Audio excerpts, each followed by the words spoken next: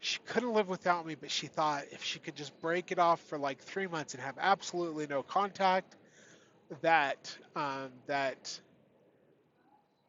that maybe she wouldn't love me anymore. It didn't work. I respected her wishes several times when these things happened. Um, Her family was nice to me, but according to what she would tell me, like things that they were like trying to tear us apart. Um, Eventually, we did get engaged, and on May 25th, 2025, no, May 25th, 2005, we had scheduled a sealing in the Salt Lake Temple. And that morning, she broke it off with me. As far as the wedding goes, in July of 2005, I just had enough, and I broke things off with her completely.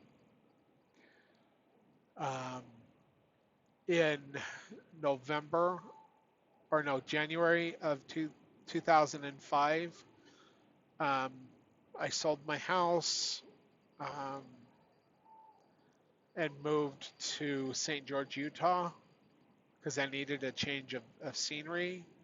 Plus, my dad lived there, and I wanted to try to get to know him. So I moved down to St. George and um, and worked for Barney Trucking, hauling belly dumps, gypsum, and fly ash with air slides. So anyway, all right. So I'm down there. I'm getting to know, and I'm actually getting to know my dad. And let me think. I think I'm getting some timelines mixed up. I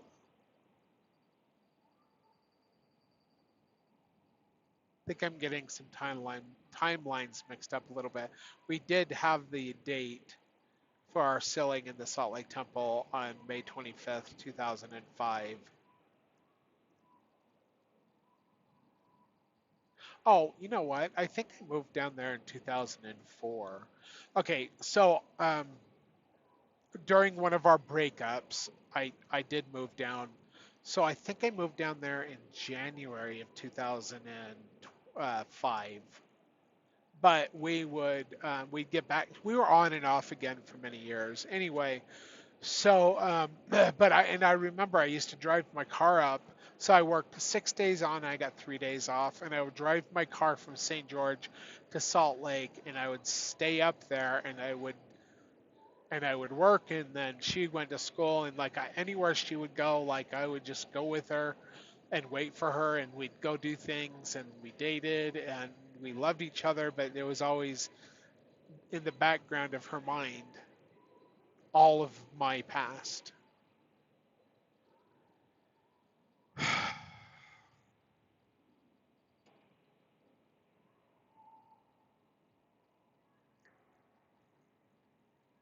In July of 2005, I was done with this on again, off again thing. I did see her in November of 2005 when I was up at my mom's house. After my grandfather died, she heard that my grandfather had died, and she knew how close I was to him, and that was in November of 2005. And I met her and her new boyfriend.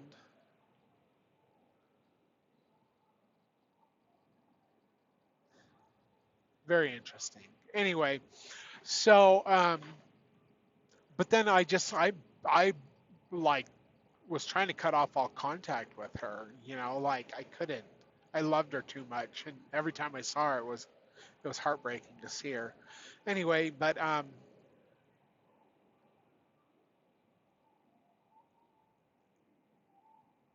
I'm just there's a lot of things going through my head right now concerning these things. Anyway, but so we did not have contact. I stayed down in St. George after that, and she had my phone number still, but I I just wouldn't answer. So on May 25th, 2006, she calls me up and I did answer because that was the day that we were supposed to get married in the sealed married in the Salt Lake Temple. And so I answered it and she told me that she had broke up with her other boyfriend and that she had realized that in dating him that he treated her like she had been treating me.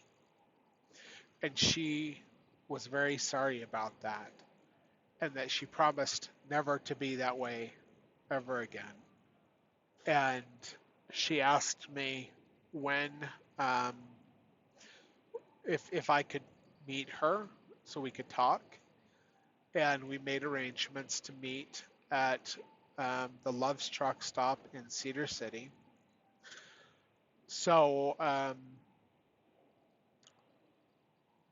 so we did meet there. I don't remember if it was the next day or a day or two after, but we did meet there at the Love's truck stop in Cedar City. And then I had been hiking Angel's Landing a ton with my friends.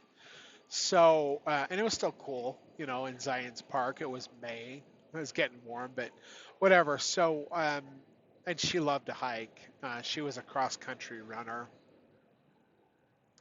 Anyway, but I used to go running with her too. I used to run like 3 miles a day, and like even with the bigger body that I have, like I used to do 6 miles on the elliptical every day too. But it's been years since I've been that fit.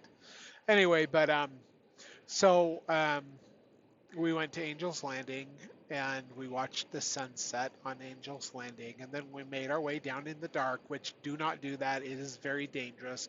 We did have two small flashlights with us. It took us hours to get off of Angel's Landing. If you don't know what it is, go look it up. Only do it in the daytime, people. It is dangerous. People die every year on that hike. It is very dangerous. But that's where we got engaged again.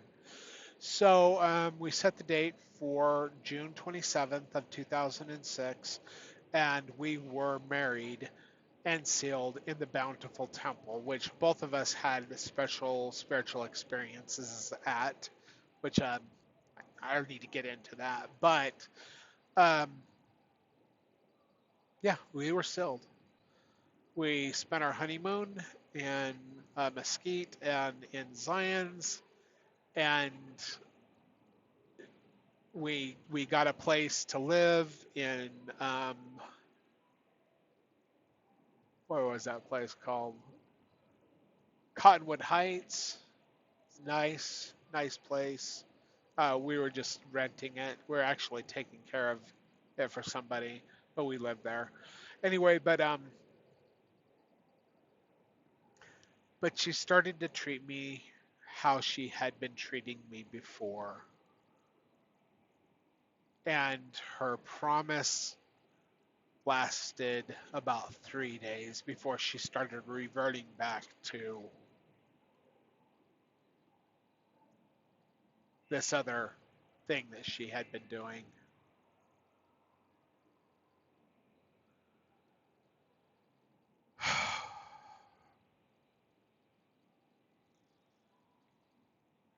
We were married 4 months to the day,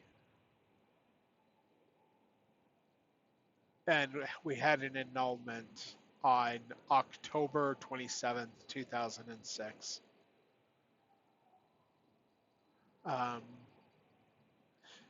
I believe that she has Asperger's, which is a high spectrum, a very, very intelligent woman, but high spectrum autism, Asperger's. Look it up if you don't know. Um, she just has this, she just seems to, whatever. Anyway, I was diagnosed after we were married with complex post traumatic stress disorder. um, because of what I had gone through as a child, and between the way she had been treating me and that, I was triggered a lot, and she actually told the judge that the reason for the annulment was because that I had lied to her and I was sterile and she wanted children and she couldn't have children with me. And I think she cursed herself because she actually has never gotten married again, as far as I know. And she never had kids, as far as I know. And that was like one of the biggest things in her life that she wanted. Never had them. Before we got married, Heavenly Father told me that she would not be in my life for very long, but then she would be in my life in the future. And I didn't know what I was like. Am I gonna die? And like we'll be together in the resurrection? Is she gonna like? I didn't know. You didn't give me details, but but yeah, we were together for 4 months. Now I want you to see something. I'm coming into Spencer, Idaho, and see if I can flip this camera around. Spencer, Idaho. This is where I grew up. In fact, I think I'm going to stop. I haven't stopped in Spencer, Idaho for 15 years.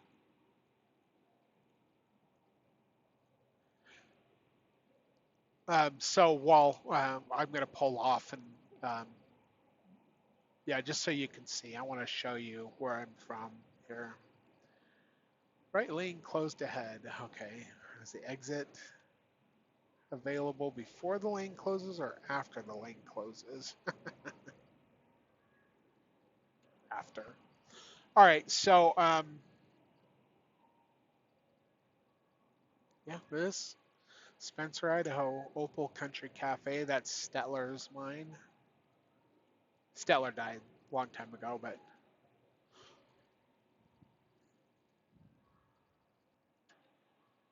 yeah. There's the cemetery in front of us. Well, of course, the camera's at a different angle here, and I hope I can go under the bridge because I really wanna. I want to show you where I'm from here. 1,000 feet, merge onto I-15 south. And hopefully,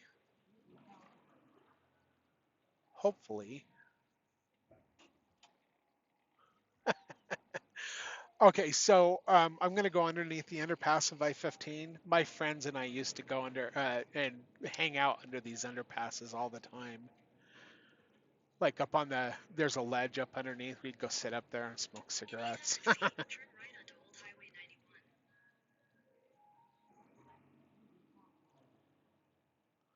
Turn off my Jake brakes here. Welcome to Spencer, Idaho, Opal capital of America.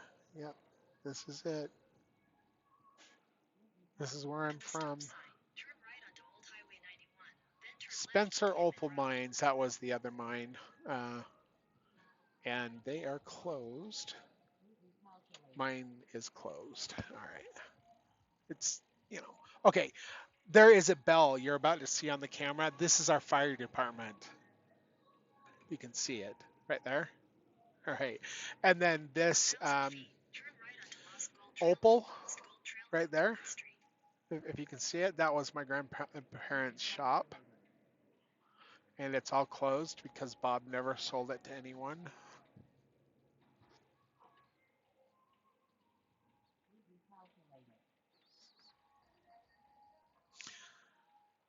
Yep.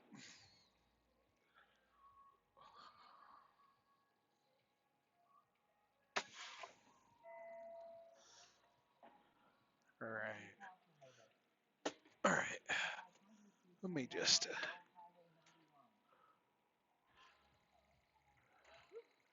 I need to take a break anyway because I've been off duty. Let's do my logbook real quick. Sign out.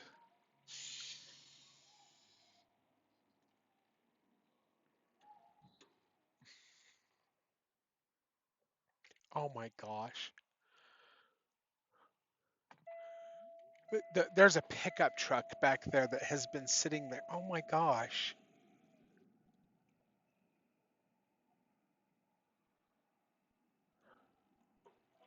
So I can't remember what this guy's name is. Yeah, okay. I'm gonna lock my doors and just walk. Actually, it's Friday and I'm supposed to be going home, but I've been driving for like 252 miles without stopping. Okay. All right, so this is my grandparents'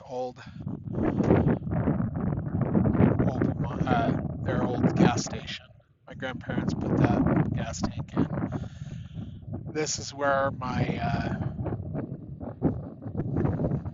the post office used to be. This guy right here, he drove the bus for us. Oh my gosh, it's still the same.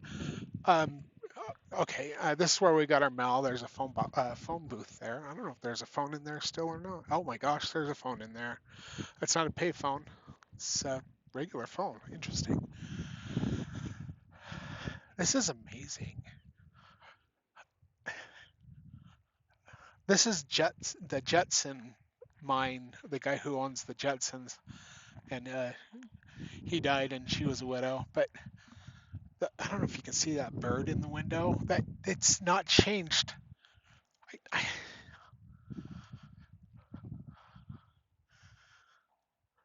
Blackburns used to live over there. I never knew who lived here.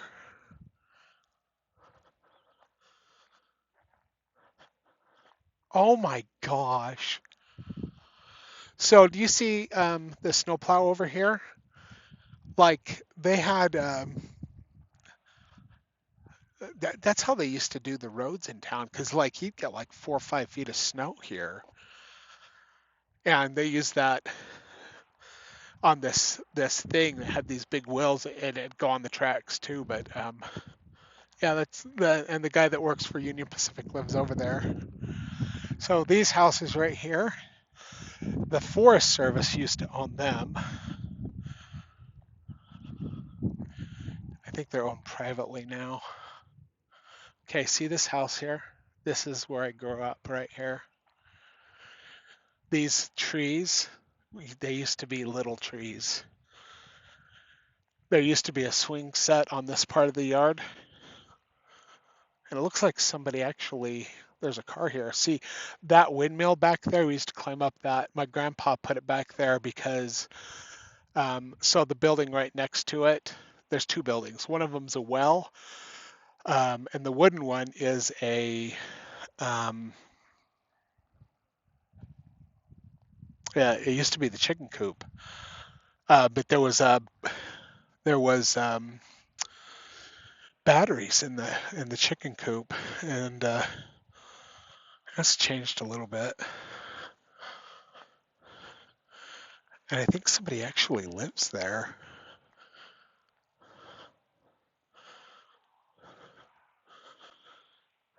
I wonder if they would let me. Do you see the moose skull? I think that's been there. Right? This was all covered in volcanic rock at one time. It looks like it's just gravel now. I'm gonna go out there and see if anybody's home. And I know this is kind of weird, but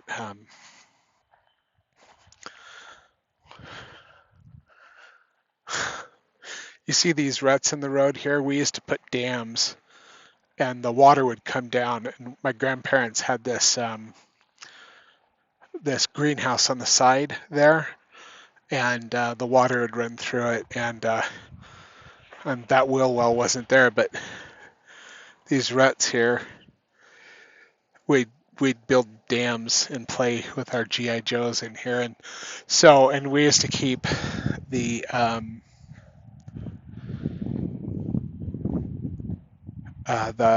the what is it called, the bulldozer beside the house, or beside the garage there, and we had our vehicles in the garage, and it used to go straight. Well, Anyway, and then there was a single wide trailer here. Anyway, I'm just gonna. Oh, I have no idea. Sorry. 13 miles south of here is Du Bois. Are you going north?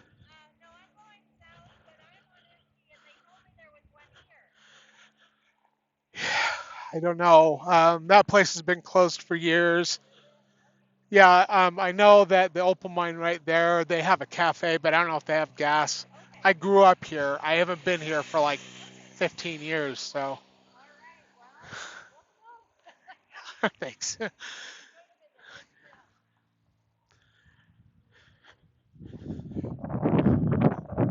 Anyway, I'm gonna go up and knock on this door. Maybe somebody's home. I don't know. I thought the people who bought this place actually just uh, came up here on the weekends or something. Anyway, this porch. We used to have a grill here. Oh my gosh, it's the same door.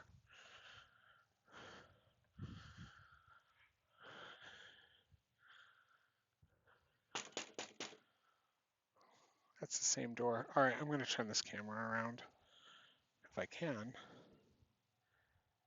Oh, there it is. There's a dog in the inside, so people actually do live here still.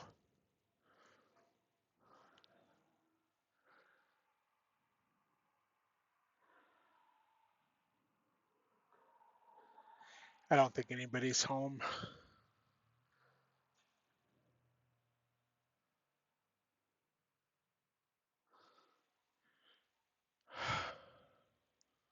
Anyway, we used to have a sign out front here. I'm just going to turn this camera around again. We used to have a sign out front there that said Opal Mountain Mining. And right here in this wood, right there, and right there was a sign that hung down, and we had open and closed. It was about, I'm sorry, I'm doing this like showing you how wide it was, but I got my camera in one hand. Anyway, there was a open and closed sign, and we put it out, and people would stop. They'd come up in our driveway or stop across the street, and they would, if it was open, they would come up to the door and they would knock. I knock on the door, and that was our living room. Right here is the kitchen. That's the living room. And on the side of the living room, there was a display case. Um,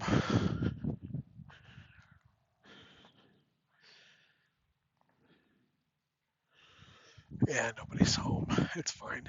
Anyway, there was a display case where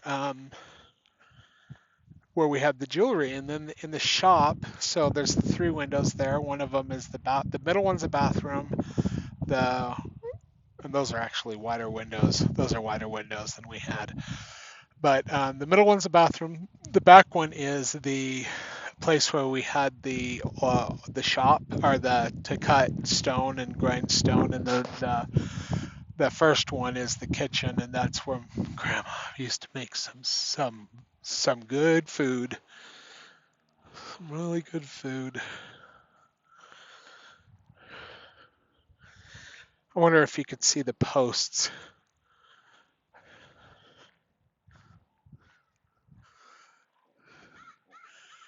Yeah, nobody's home. Anyway, oh yeah, you can still see the posts. Well, one of them.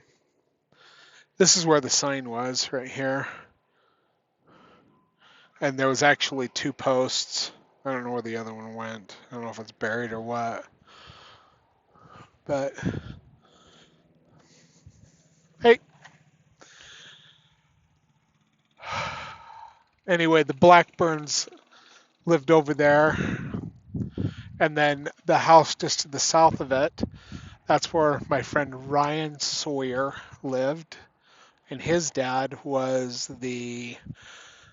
um, the guy who ran the Union Pacific, the rail line here. Um, in fact, let me see. Oh, the garage is still there. So do you see the garage right down there past the sign that says Spencer? I'm going to just open it up a little bit.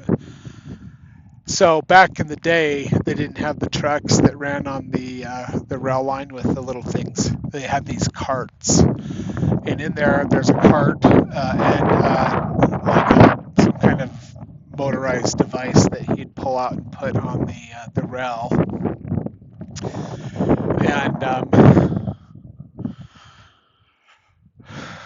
and the engineer would come through and they had radios, and he'd tell him, "Hey, I hit an elk, or I hit a bear, or I hit a not a buffalo, deer, or whatever it was, moose," and he'd get his little caboose car thing, and he'd get his little trailer thing out, and he'd put it on the line there, and he'd go up into the canyon up there, Union Pacific, and he'd go get it, and he'd bring it back down, and then my grandpa always kept one worker on year round. He ran the bulldozer, and the bulldozer, we'd need that to clear the driveway because there was so much snow that comes through here in the wintertime. It would drift, and it'd be like 4, 5, 6 feet deep in spots.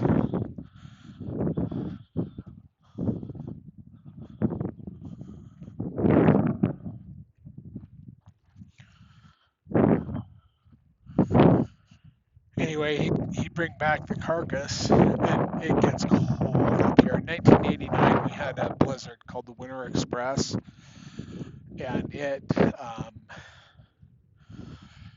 oh my gosh, it got so cold. And the wind chill, we left because we knew it was coming. We drove down to Los Angeles to my aunt's house, Laguna Niguel, Mission Viejo. We used to stay with them sometimes. But he'd bring the carcass back, and he'd give it to my grandpa's workers.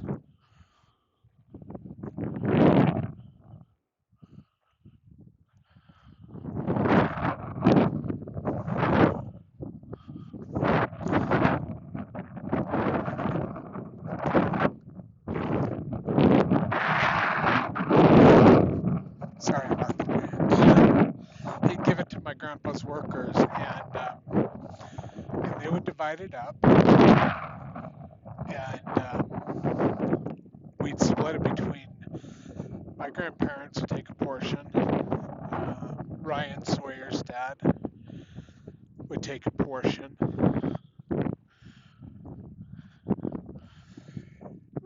My grandpa's worker would take a portion, and Randy and Vanessa Jenkins and their mom, who was a widow, took a portion. And they lived in a house that was a strange house. Their ceilings were, I don't even know, it wouldn't be legal to build anything like this today, but they were very poor. But Randy and Vanessa were sisters, and they were my friends. And Randy and Vanessa's mom, I believe, was Beverly Jenkins, and that cemetery that we passed earlier, that's where their dad is. And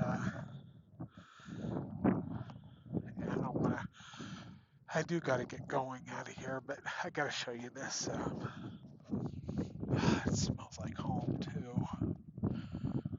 Hey,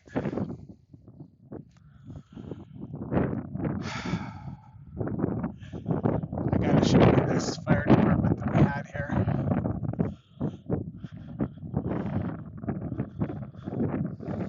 And there was never any fires except for there was a prairie fire that everybody helped out with.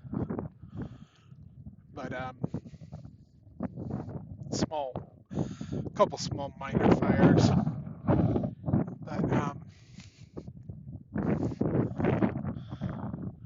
look at that.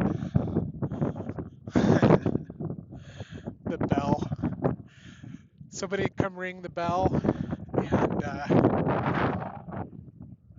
everybody come out to help. And we had this old fire truck in this building here.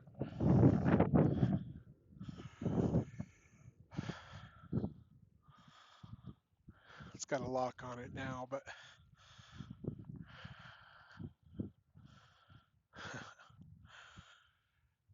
Spencer, Idaho, elevation 5,898 feet, established in 1897. Spencer Museum. That's kind of funny. That wasn't there before. No hunting in Spencer city limits. And there's a lock on the museum. Looks like a new house. That's kind of funny. Anyway, there was a trailer here that Mr. Porter lived, and he owned this home too. And eventually, I don't know what happened to Randy and Vanessa's place on the other side of the tracks, but they moved over here. This used to be the school, Spencer, the school in Spencer here, and then so they lived here for a while. Oh, looks like maybe somebody's home. Oh, anyway, they lived on the left portion of this house right there. The rest of it was all they had boards. Like they lived in a portion of the schoolhouse. We never went over to the other side, but this left door behind the tree here, that's where I'd go and knock on their door and see if they wanted to come out and go down to the river or go do stuff. And my cousin also lived here as well. My grandparents took my cousin, who's a little bit older than me, Casey, and so two boy cousins and two girls. Anyway, I do got to get going, but I think the people still live here that lived here, flipping lived here forever. Because that truck right there, that's a truck that I have seen in my childhood. And then there's a truck behind the building, and I can't remember what that guy's name is. Um, but these guys, they used to be pretty Michigan militia-y. I remember sitting and watching videotapes in that little living room type area right there. But yeah, my grandparents, after Gene was gone, he owned the store. We used to get candy here when I was a little kid. We'd walk down 5, 6, 7, 8, 9, 10 years old, and we'd come down and you could buy a sucker for a nickel in there. And there are Tootsie Pops, and if you opened it up and there was an Indian with a little star on there, Gene would give you free Tootsie Pops. We were always excited when we got that. Opal Mountain Mine jewelry and loose stones.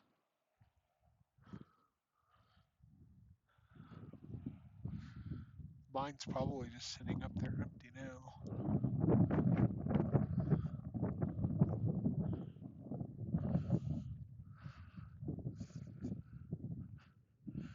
They put a wheelchair ramp in that wasn't there before. There used to be a stairway.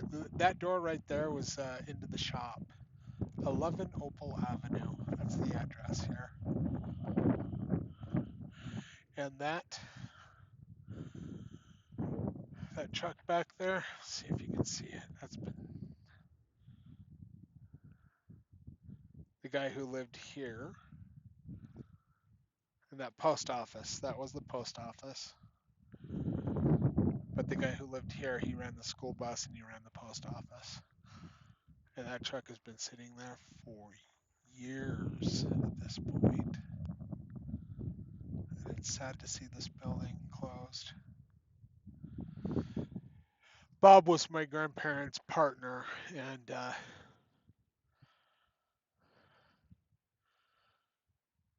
and my grandpa sold him everything for $180,000. I don't want to get my truck in there because I'm not supposed to. I don't want you people knowing where I work anyway. But uh, the companies, there's a policy. You make a video, you're not allowed to take any pictures of the truck, or at least the names on the side of the truck. So anyway, yep, that's Spencer, Idaho. That's where I grew up. 1979 to 1996. So, all right, well, I got to get back on the road, so I'll make another video later talking about my other experiences. But I'm just glad that I'm able to take a video of Spencer. It's my hometown. This is my home. I've been here for many years. Take care, everyone. God bless.